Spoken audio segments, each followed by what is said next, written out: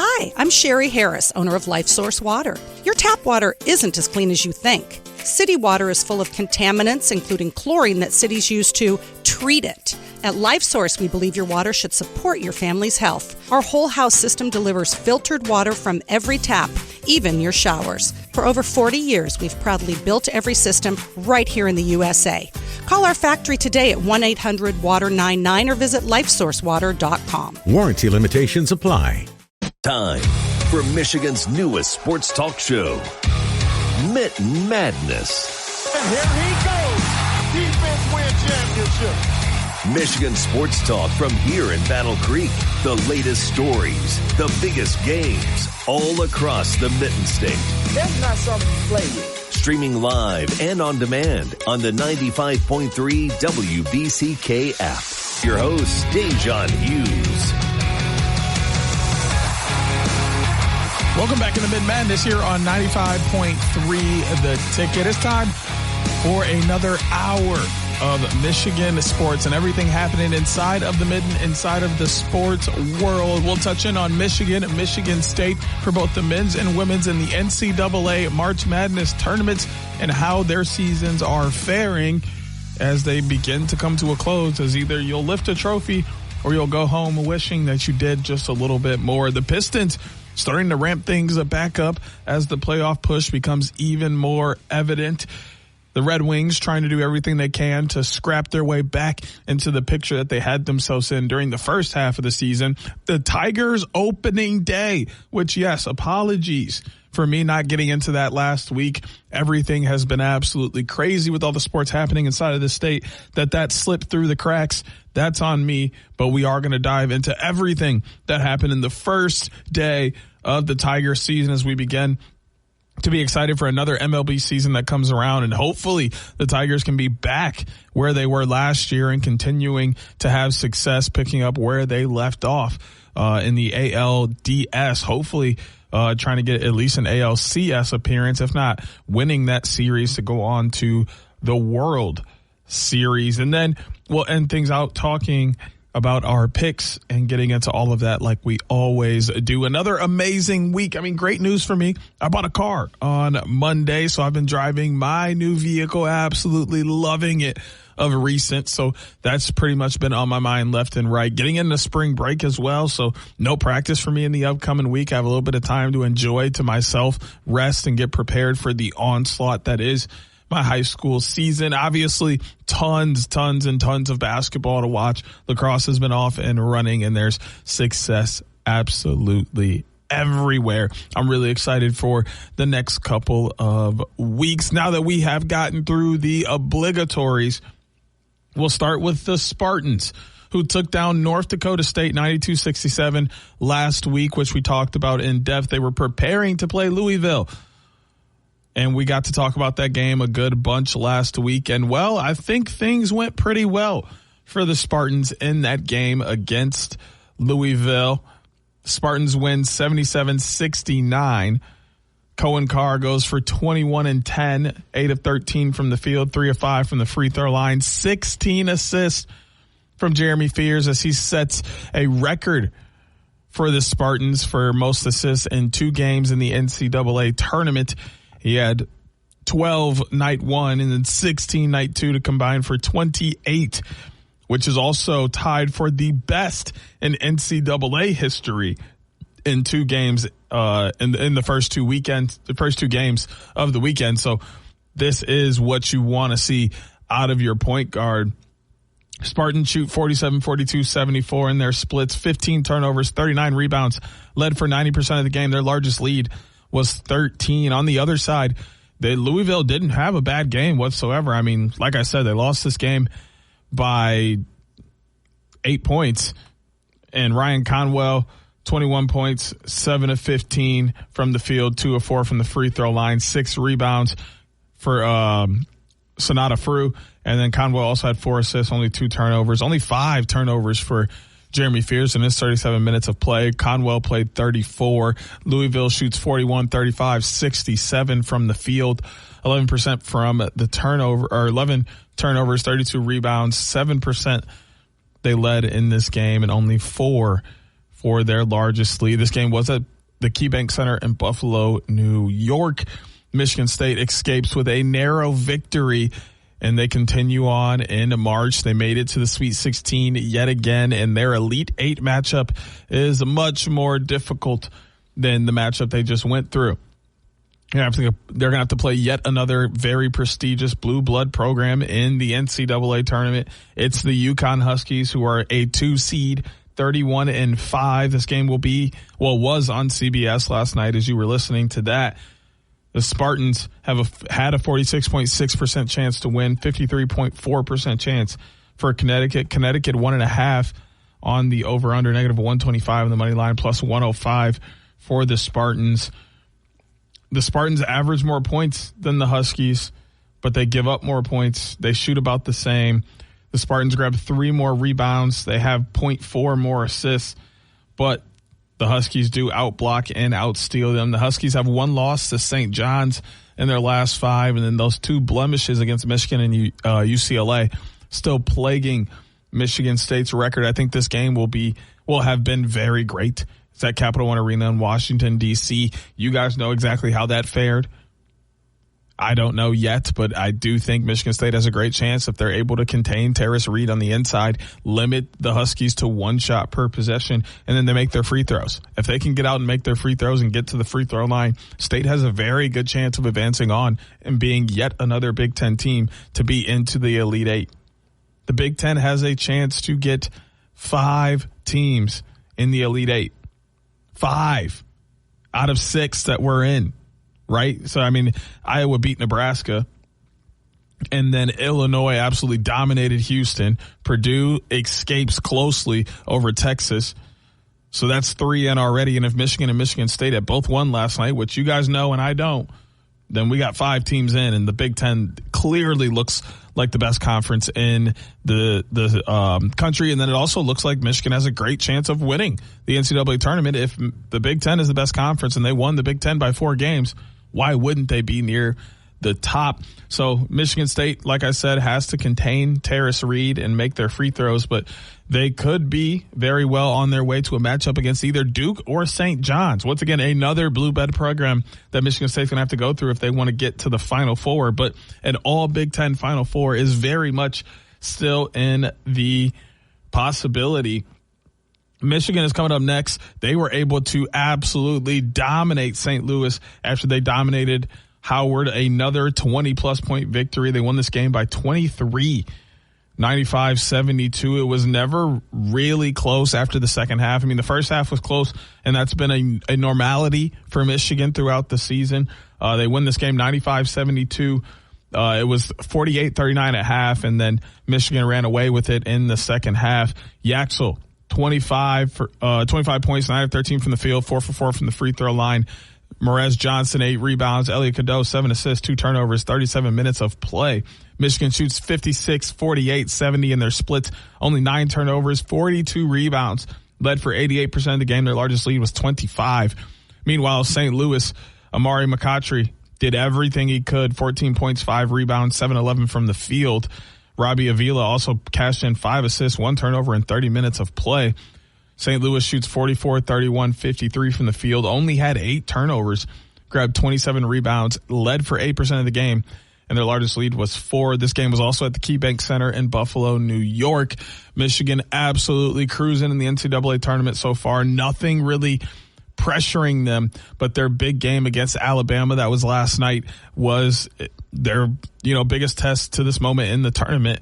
ESPN gave Michigan a 72.6% chance to win. Alabama just a 27.4. Michigan comes in as 8.5-point favorites, -485 on the money line, plus 370 for Alabama. Alabama has losses to Georgia and Ole Miss in their last 5. Michigan has the 1 8-point loss to Purdue in the Big Ten conference tournament championship game. So I think Michigan is in favor as they do succeed a little over 4 points to Alabama, but they also let up 13 less points than Alabama does. They score at a higher rate. They grab about the same amount of rebounds. They have 2 more assists. They have one more block and steals. They led up to Alabama by about half a steal. So they're doing a great job in, being one of the best statistical category teams across the entire country. And I'm really looking forward to hopefully Michigan continuing on. But, they have an Elite Eight matchup that could also be a serious problem for them. Tennessee or Iowa State, a 6 seed, a 2 seed, both of them coming from respectable conferences in the SEC and Big 12. Either one of them pose their significant threats to Michigan, 3-point shooting being one of those. But I got Michigan coming out of this region after the weekend and moving on to the Final Four. Iowa and Illinois guarantee that another Big Ten team is going to be in the Final Four as they will compete with each other. And then obviously Arizona and Purdue will also battle. So I'm excited to see how the Elite Eight will turn out over the next couple of days. And then obviously how hopefully Michigan is moving their way into the Final Four and preparing to win a national championship. Taking a look at the women's bracket, things weren't quite the way that the Spartans wanted them to go. They dropped to the Sooners from Oklahoma, 77-71. Rashida Jones had 20 points, 9 of 17, 1 for 3 from the free throw line. Kennedy Blair, 9 rebounds and also 3 assists, 6 turnovers in 39 minutes of play. The Spartans shoot 43, 38, 44, 22 turnovers, 36 rebounds, led for 37% of the game. Their largest lead was 5. But Reagan Beers goes for 18 points, 14 rebounds, 7-11 for the field, 4 of 6 from the free throw line. And Aaliyah Chavez pours in 6 assists, 1 turnover in 39 minutes of play to lead the Sooners to victory. 42-18-77, their splits, 23 turnovers, 45 rebounds, led for 53% of the game. Their largest lead was 8. This was a home game at the Lloyd Noble Center in Norman, Oklahoma, so that also played a factor into this for them coming out with a victory. But Michigan State's season is over. On the women's side of the bracket, they went 23-9 this year, 7-4 on the road. So honestly, a great season for them, and a couple bounces and mistakes away from them moving on and being in the Sweet 16 on the women's side. So I think a great starting point and jump start for the Spartans to try and get back to the same level again next year. Meanwhile, Michigan dominated North Carolina State 92-63, was never really close in this game. Olivia Olson goes for 27, 9 of 19 from the field, 6 of 6 from the free throw line. Mila Holloway, 9 rebounds and 6 assists, 2 turnovers, 35 minutes of play. Michigan shoots 45, 33, 92 in the splits. Only 6 turnovers, grabbed 40 rebounds, led for 81% of the game. Their largest lead was 29. Meanwhile, North Carolina State, Zamaria Jones, 16 points, 6 of 13 from the field, 3 of 5 from the free throw line, 9 assists, 7 turnovers, and 40 minutes of play. And then Camille Pierre had 9 rebounds. They shoot 45, 31, 72 for their splits, 22 turnovers, 30 rebounds, led for 4% of the game. Their largest lead was 2. This was a home game at the Chrysler Center for the Wolverines. So they will continue to move on as they dominate again after beating Holy Cross 83-48. Their Sweet 16, their Elite 8 matchup, is against, their Sweet 16 matchup is against Louisville, a 3 seed that they're going to look to try and have some success against. Louisville has been great this year. They're 29-7. All of their metrics are very similar. They have a 5-point overtime loss to Duke back in the ACC tournament. Michigan has a loss to Iowa, 59-42 back in the Big Ten tournament. Both these teams have looked great. 63.1% chance for Michigan, 36.9% chance for Louisville. You're crazy if you think I'm picking anything but Michigan. Women's team looks great. Put them in the Elite 8 and probably the Final Four, as they'll either play Texas or Kentucky, but we'll see how that plays out. I mean, March Madness is continuing to feed us everything that we want that entity to feed us, and the tournaments have been great on both sides. We'll see how they turn out over the weekend. We're rooting for Michigan to get as far as possible. We'd love to see State continue to do well on the men's side. But when we come back from the break, we're getting inside of Little Caesars Arena. We're talking about our Detroit Pistons with more Mitten Madness here on 95.3. Well, Jason, I've got to tell you, you're pretty much everything this company is looking for in an entry-level candidate. Great. Your resume isn't quite what we're used to, but you've got a fantastic work ethic. Thank you. And I'm impressed by how you carry yourself. So, should we talk about the job? What? The job? Oh, sorry. Yeah, I have no way of recruiting or even meeting you. This interview didn't happen. It may sound ridiculous, and that's because it kind of is. There's a huge pool of talent your company is missing out on. Meet the grads of life. Who are they? Talent worth knowing about. Young adults of unique determination and experience. An ideal fit for your company in an entry-level position, internship, or even mentorship. They might not have every qualification you typically look for, but they're exactly who your company needs. Man, we really could have used him. Don't miss out on a resource many innovative companies have already discovered. Go to gradsoflife.org to learn how to find, cultivate, and train this great pool of untapped talent. Brought to you by the Ad Council and gradsoflife.org.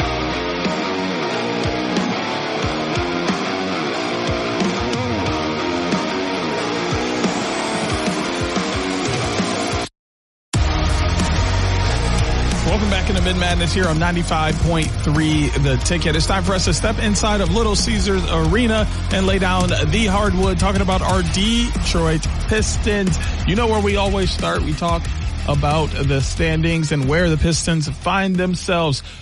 They have an X next to their name. And if you know anything about the legend of the ESPN standings and how that works, X means clinched a playoff berth. The Pistons have officially cemented themselves as the first team in the Eastern Conference to grab themselves a playoff berth. Both the Oklahoma City Thunder and the San Antonio Spurs have already clinched their division. So looking at divisions, why don't we? The Pistons are 8 games above the Cleveland Cavaliers, so they're not too far away from clinching that Central Division. Pistons are 53-20. The Cleveland Cavaliers 45-28. The Bucks are 29-43, 23.5 games back, along with the Bulls, who have that same record. And then the Pacers, who are eliminated from playoff contention, are 16-57, 37 games behind the Pistons. Jumping over into the Eastern Conference as a whole, the Pistons still hold a 4.5 game advantage on the Celtics, who are 48-24. The Knicks are 5.5 games back at 48-26. Then the Cleveland Cavaliers, the Atlanta Hawks are behind, have a 12-game deficit to the Pistons, 41-32, and 12.5 games behind our lead, or our conference leading Pistons are the Toronto Raptors at 40-32. Those are your top 6 firmly in the playoffs at the moment. The 76ers are 40-33, 13 games back, and all 14 games back at 39-34 are the Magic, Hornets, and Heat.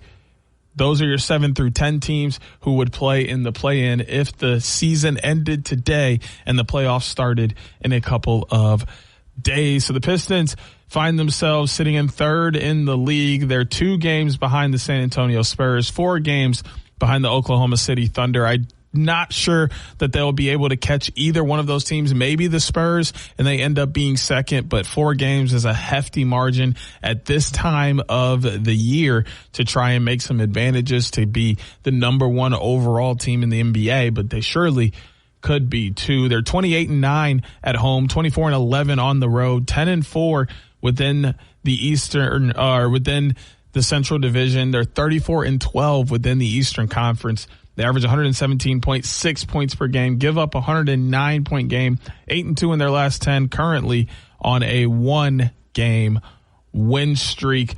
Leaders for the team, nothing has changed. Cade Cunningham, 24.5 points per game, 9.9 assists, just 3.7 turnovers, shooting 46.1% from the field in 34.4 minutes of play. Jalen Duren, 19.5 points per game, 10.6 rebounds, shooting 64.3% from the field in 28 minutes of play. Ausar Thompson, 2 steals per game, 1.5 turnovers in 26 minutes of play. Isaiah Stewart, 1.6 blocks, 0.3 steals, 5.1 rebounds. The team grabs 45.7 rebounds per game, dishes out 27.3 assists.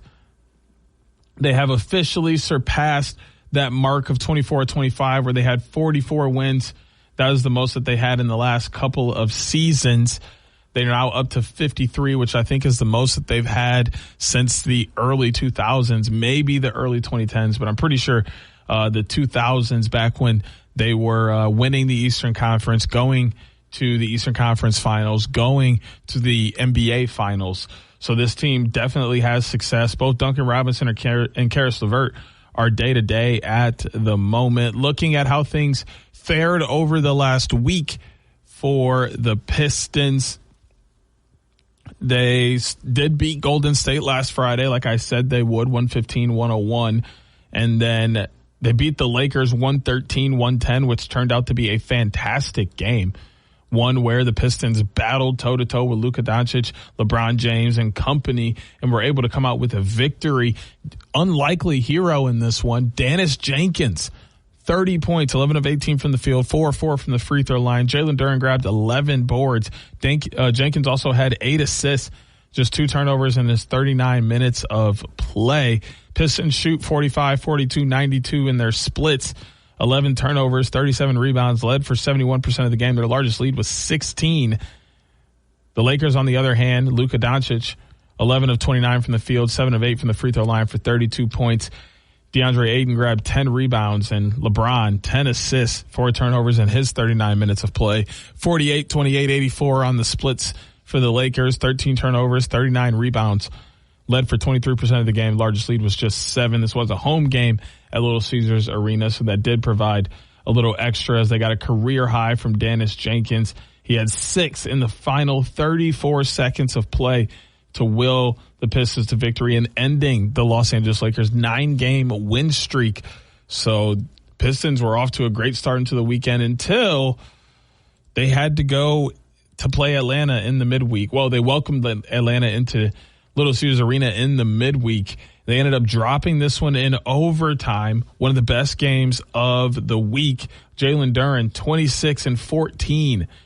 9 of 15 from the field, 8 of 9 from the free throw line. Dennis Jenkins, another 10 assists, only 6 turnovers in his 45 minutes of play. Pistons shoot 51, 27, 84 in their splits, 14 turnovers, 43 rebounds, led for 26% of the game. Their largest lead, just 5. Meanwhile, the Hawks were absolutely unreal in this game. Jalen Johnson goes for 27 and 12 assists, only 5 turnovers in 42 minutes of play, 9 of 18 from the field, 7 of 8 from the free throw line. And then Dyson Daniels grabbed 13 rebounds. The Hawks shoot 48, 35, 71 in their splits, had 20 turnovers, grabbed 50 rebounds, led for 65% of this game. Their largest lead was 21. This game was at Little Caesars Arena, so the Pistons did drop another one at home. CJ McCollum scored 27 as well, making the tie-breaking 3-point play in overtime, lifting the Hawks over the Pistons in this game. So a little damper in the week, but the Pistons bounced back the very next night, another home game against the Pelicans. And they come out victorious, 129-108. Jalen Duren, 30 and 10. 10 for 12 from the field, 10 for 12 from the free throw line as well. Dennis Jenkins, another 9 assists, 3 turnovers in 33 minutes of play. Pistons shoot 56, 54, 78 in their splits, 19 turnovers, 45 rebounds, 79 are led for 79% of the game. The largest lead, 23.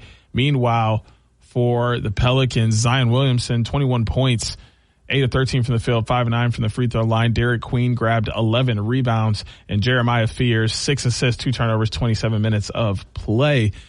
They shot 46, 36, 46 in their splits, 15 turnovers, 42 rebounds, led for 16% of the game at just 5 for their largest lead. So the Pistons end the week on great notes, and that is winning that game and also winning that series against the Pelicans 2-0 in a sweep there. Their series against the Hawks, they won the series 3-1. They won the first 3 games, 120-112, 99-98, 142-115, then dropped the last one in overtime by just 1 point. And then against the Lakers, I think they've had a fair amount of success this year as well. They win that series and sweep it 2-0, 128-106 in the first game and 113-110 in the most recent game. And then against Golden State also, I don't believe any real problems there. Yep, they sweep that series as well, 2-0, 131, 124, and 115, 101. So 0 problems for the Pistons in really all of those series, even though they lost that game against the Hawks. They're looking to end out the season fairly well. They have a game against Minnesota coming up later today, 5:30 p.m. on ABC. Not going to talk a ton about that right now because we'll be getting into that in our picks later on in the show. But then they have a big matchup on a Monday against the league-leading Oklahoma City Thunder. The Thunder have a 66.4% chance to win this game, just 33.6% for the Pistons. Cade Cunningham is still going to be out with that punctured lung that he has to deal with. Karis LeVert, Duncan Robinson, game-time decisions heading into the weekend. Isaiah Stewart, also a game-time decision headed into the weekend.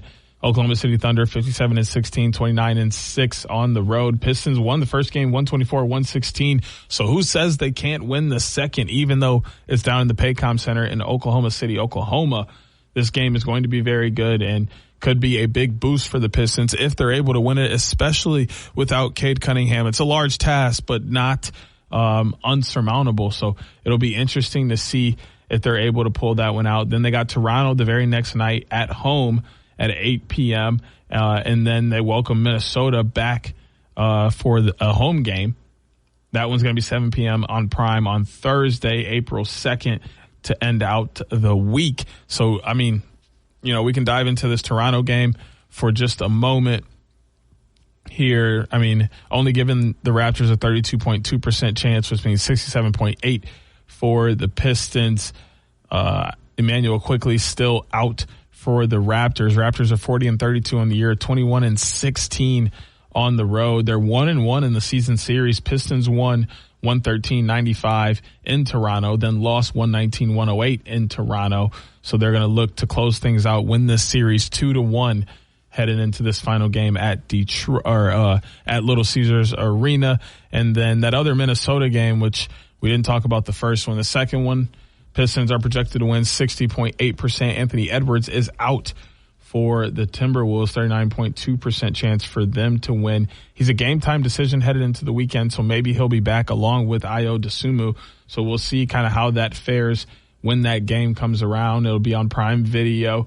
This is the first of two matchups that are going to happen in basically back-to-back, the second of two matchups going to happen in basically back-to-back days. One is coming up on Saturday or later today, and then the other one is going to be on Thursday of next week. So a lot of action between the Pistons and Timberwolves, but Pistons have a great chance of ending out the season feeling great about themselves going into the playoffs. When we come back from the break, we're going to be getting into the Red Wings after we lay down the ice in Little Caesars Arena. We'll be back with more Mitten Madness here on 95.3 The Ticket.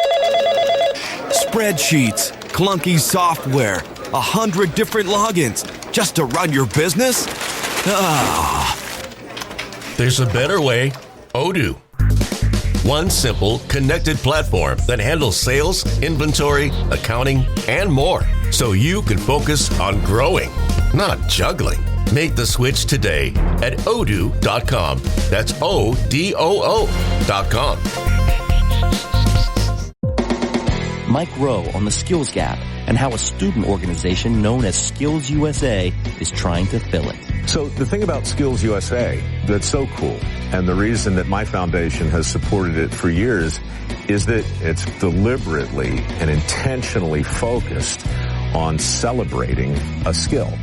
3 million jobs right now exist in the trades and transportation and commerce. The skills gap is real. Training kids and getting them excited to do the jobs that exist ought to be job one. Skills USA does that in a big way. It's about excellence and competition and being good at what you do, and eventually through all of that, learning who you are. Skills USA is working.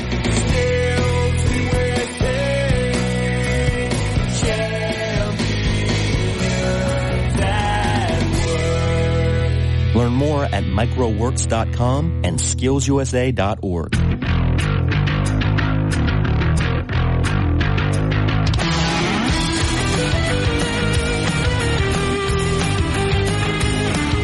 Welcome back into Mitten Madness here on 95.3 The Ticket. We're going to jump into laying down the ice in Little Caesars Arena, talking about the Detroit Red Wings before we hop outside and across the street to Comerica Park and talk about the Tigers and how things are faring for them early in the season. In fact, it was opening day this week, so we'll touch into that before we get into our picks to end out the show.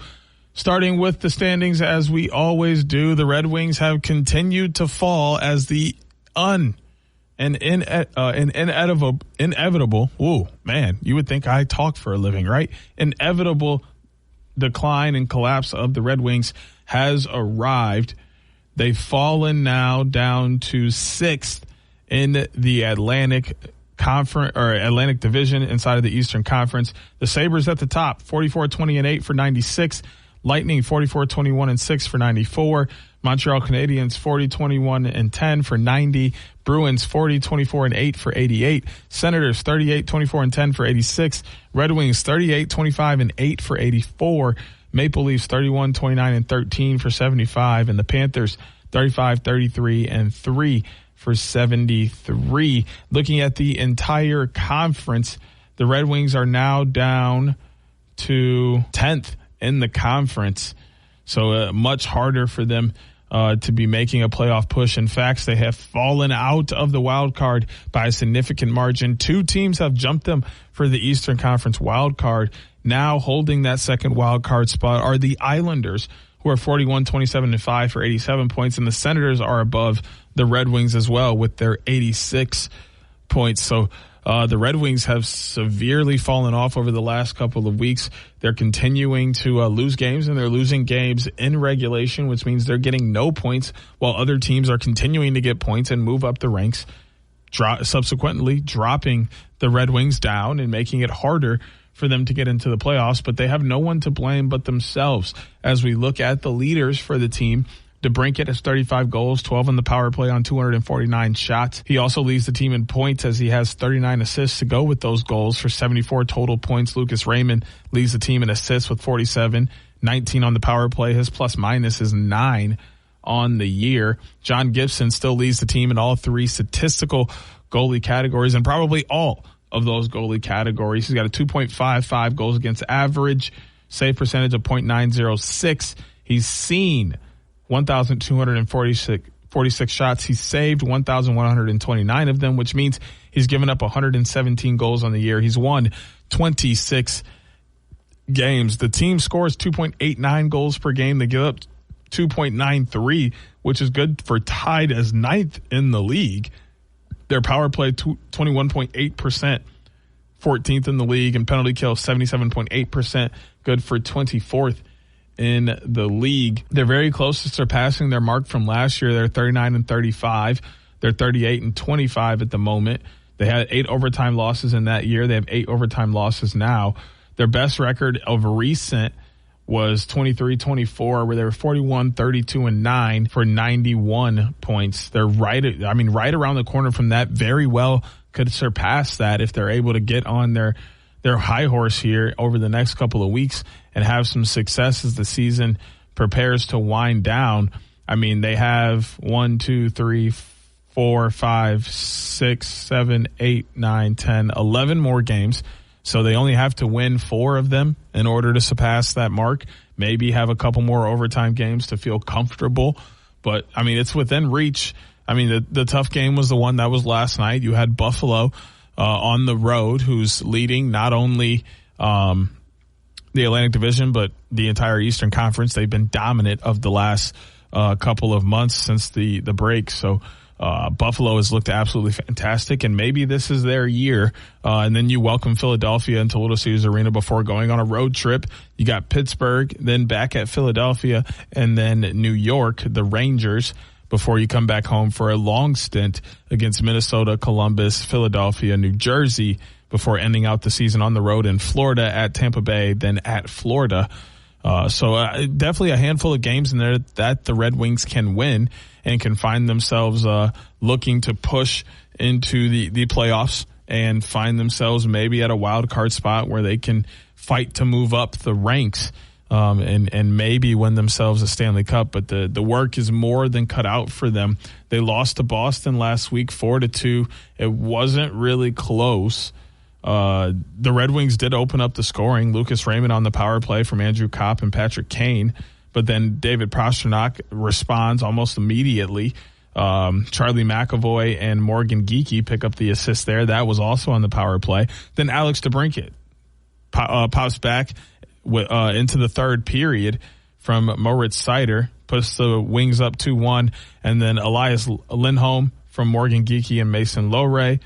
And then Nikita Zadorov from Morgan Geekie and Charlie McAvoy pushed the lead out 3-2 for the Bruins. And then Marat Kuznetsov on an empty net from David Pastrnak and Elias Lindholm puts it to 4-2, and the Bruins win with no real concerns or heart attacks there for them. And then Ottawa comes into Little Caesars Arena and leaves with a win as well. Brady Tkachuk opened up the scoring in the first period on a power play from Tim Stützle and Carter Yaremchuk. And then Carter Yaremchuk gets a goal of his own, his first of his season, and I believe, first of his career. This was his NHL debut. He scored from Artem Zub, puts the Senators up 2-0. Then Lars Eller from Brady Tkachuk puts the Senators up 3-0. Dominic Schein from Simon Evanson and Maurice Seider puts the Wings on the board. Then Dylan Larkin from DeBrincat and Lucas Raymond on the power play gets the Wings within one, but they couldn't cash in later on to get themselves a victory. So 2 wins to end out the week last week. And then we just talked about what they got coming up. That Philadelphia game is later today, 8 p.m. on ABC. And then you got Pittsburgh on Tuesday, Philadelphia on Thursday again. So the Red Wings have their work cut out from them, like I said, and it's definitely an uphill battle. And on the other hand, the Detroit Tigers have gotten their season off and rolling, and they were able to do so in great fashion, taking down the San Diego Padres 8-2. They put up 4 in the first, another 2 in the third, another 2 in the fifth. They gave up 1 in the sixth and the seventh each. And then that was their score, 8-2 as things finished out. Skubal picks up the win, 6 innings pitched, only giving up 3 hits, no earned runs, 6 strikeouts. Torkelson walked as Torres went to second. Torres scored, Green to second, Keefe to third. McGonigal doubled to right as Keefe scored and Green scored. Torkelson went to third. Dingler singled to left, Torkelson scored, and McGonigal went to third. Meadows singled to left, Torkelson scored along with McGonigal, and then Dingler homered to left center. McGonigal scored on that as well, and then Bogarts doubled to left as Tatis scored on that for the Padres, and then Loreno homered to left, a solo shot in the seventh. That was all the scoring as the Tigers start the season 1-0. They played again last night, and then they play again later today on MLB TV for all of those games as they will look to win the first series of the year against the Padres. I mean, an 8-2 start is a phenomenal way to start any season, regardless of how things may fare out over the next couple of days. An 8-2 win to start tells me that the Tigers are in position to start where they had left off from last year. But we'll only find out. Hopefully I'll get a chance to watch one of these games. The game later today is on at 8:40 p.m. MLB TV against San Diego. Then Arizona on the road Monday, Tuesday, Wednesday. And then next weekend series is at home against the St. Louis Cardinal. That is all we have for that segment. We'll be back after the break with our picks here on Mitten Madness on 95.3 The Ticket. 3 tours driving Humvees in Afghanistan. 12 years flying choppers. When my sister came back from her last tour in Afghanistan, she didn't want to talk about it, but she knew I was there to listen. Sometimes my husband still has difficult memories. They can be overwhelming. With the Veterans Crisis Line, I know where to turn when we need support. I made the call and got support for my sister. The Veterans Crisis Line is here for all veterans and their loved ones. Call 1-800-273-8255 and press 1.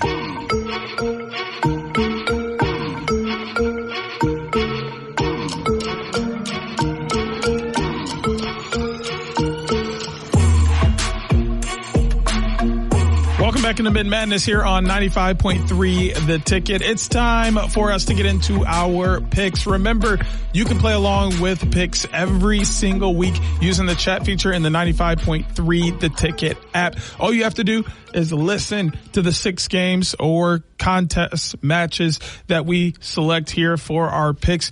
I'm obviously going to do all of my research, deliberation, talking and junk, trying to prove that I know what I'm talking about and know ball, and then make my picks. And then you get to have the luxury of going back to fact check me, to do your own research, your own deliberation, and make your own decisions. And then you can decide if you know ball better than I do. You listen to those picks, write them down, and then submit them using that chat feature in the 95.3 The Ticket app. And then maybe we'll see if you know ball better than I do. Just don't forget, Jacob thought he knew ball just as good, if not better than I did, and he never, ever knew ball better than your boy. In fact, Jacob went 0-2-1. I went 2-0-1. 2 wins, no losses, 1 tie for your boy right here, because knowing ball is something that I've always had in my back pocket. Been knowing ball since elementary, so I'm pretty solid at the picks. Once again, you can get in on the action with the picks anytime using the chat feature in the 95.3 The Ticket app. Just listen to the picks that we're running here and then make your own decisions and see if you know ball better than I do. Speaking of knowing ball, another solid week for me last week. Went 4-2 as Michigan stomped all over St. Louis. Michigan State took down Louisville. Vandy ended up losing to Nebraska in what was one of the best games of the tournament so far. Illinois smacked VCU around. Gonzaga lost to Texas. Texas looking like one of those teams that was poised to make a run before they lost to Purdue in the Sweet 16. And then Arkansas over High Point with really no concerns there either. So that was a 4-2 week for me. Bumps me up to 21-15 heading into this fresh week. We've got 4 basketball games, 2 in the college ranks, 2 in the pro ranks, and then we got a college hockey game and a UFC fight for us to pick. It's going to be a fantastic week of picks and a fantastic weekend of sports. We'll start with the NCAA men's March Madness games that we have on our docket. The first is a Big Ten matchup. 9-seed Iowa Hawkeyes 24-12 against a 3-seed Illinois Fighting Illini 27-8. This game will be later today, 6:09 p.m. on TBS and True TV.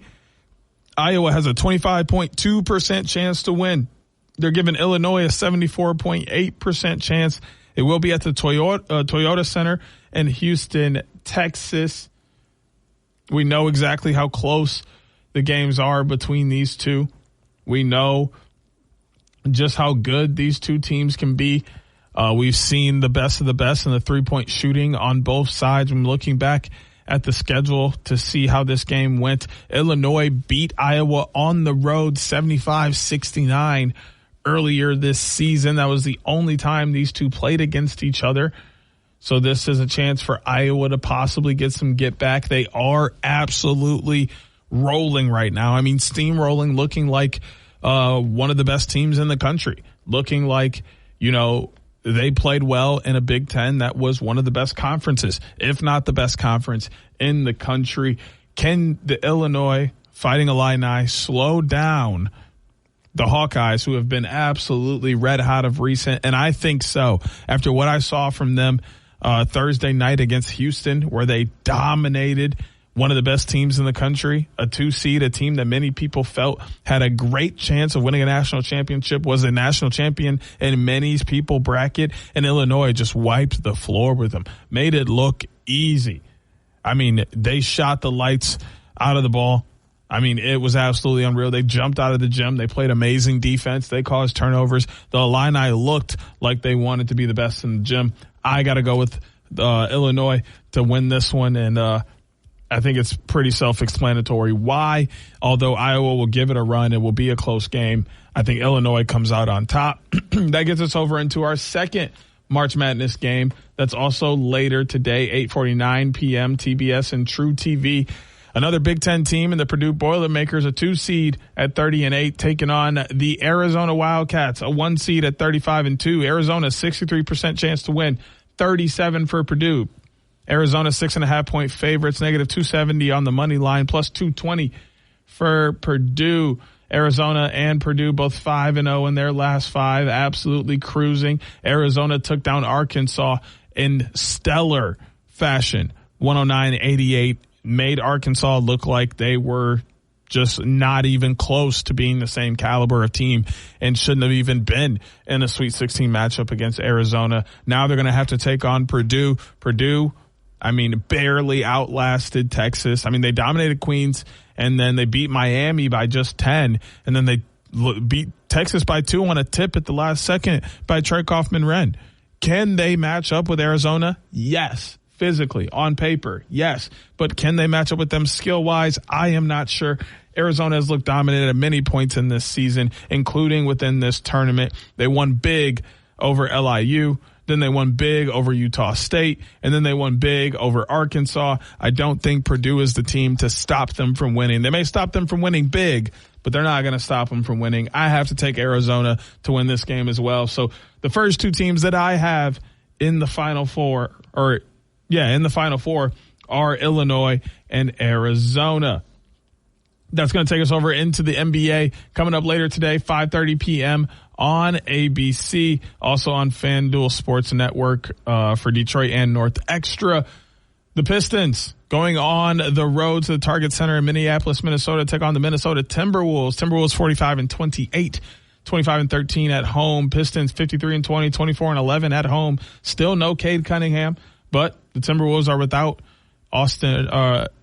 Anthony Edwards as well.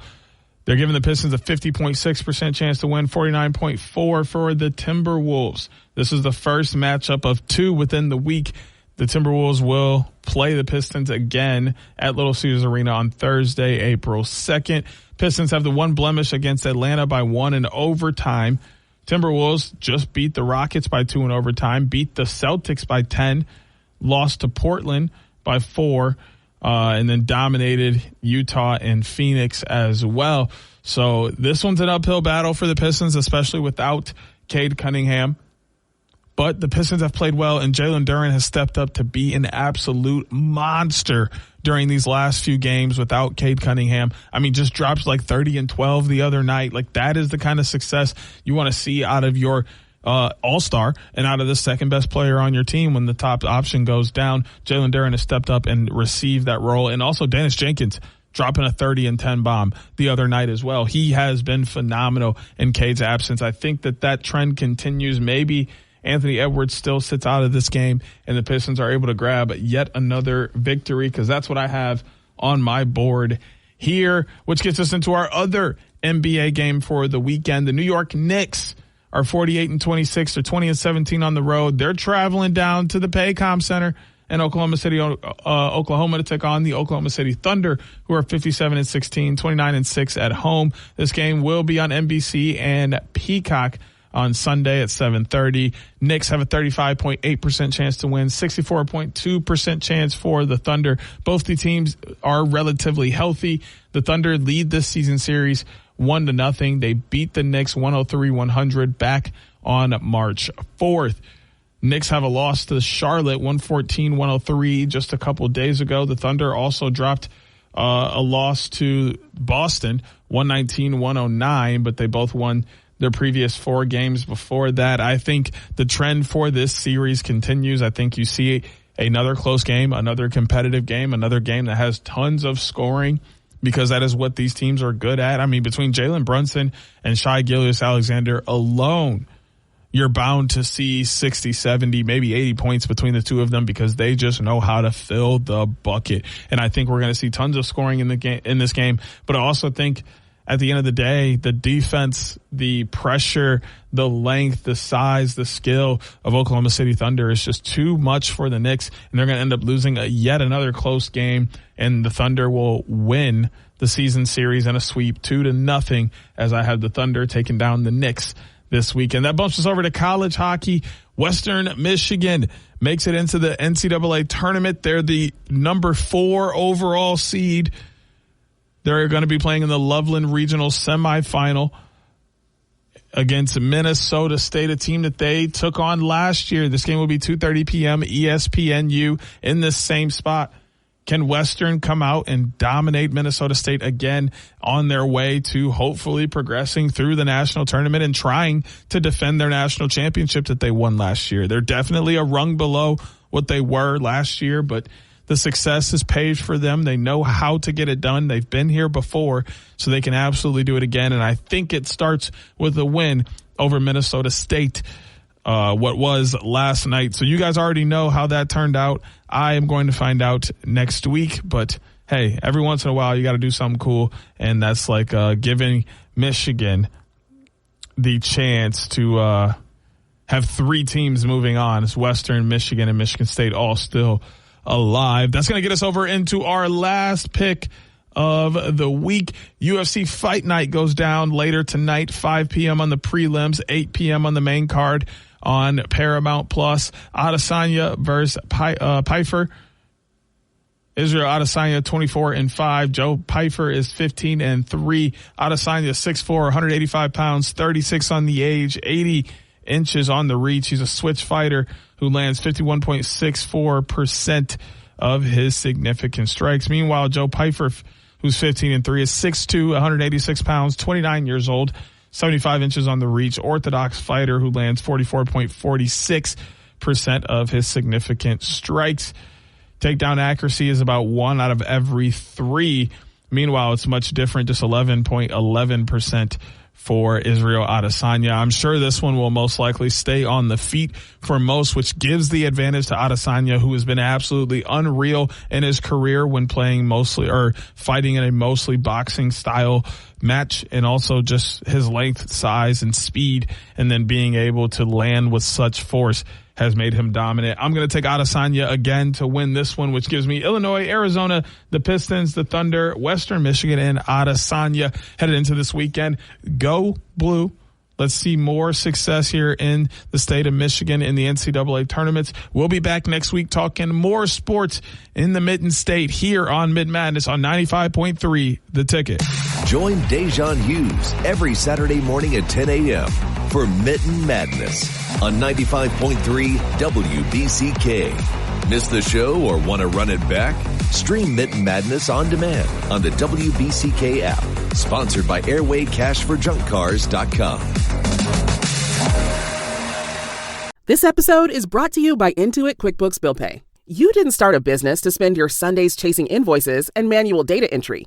But as you grow, accounts payable starts to feel like a full-time job you never applied for. Bills pile up, approvals get lost in email, and your vendors are constantly asking, "Where's my check?" It's distracting, it's stressful, and it's keeping you from the work that actually moves the needle. Intuit QuickBooks Bill Pay is the exit ramp. QuickBooks Bill Pay automates the busy work that eats your calendar by bringing every bill, every vendor, and every payment into one organized dashboard. Stop chasing details and start seeing the big picture.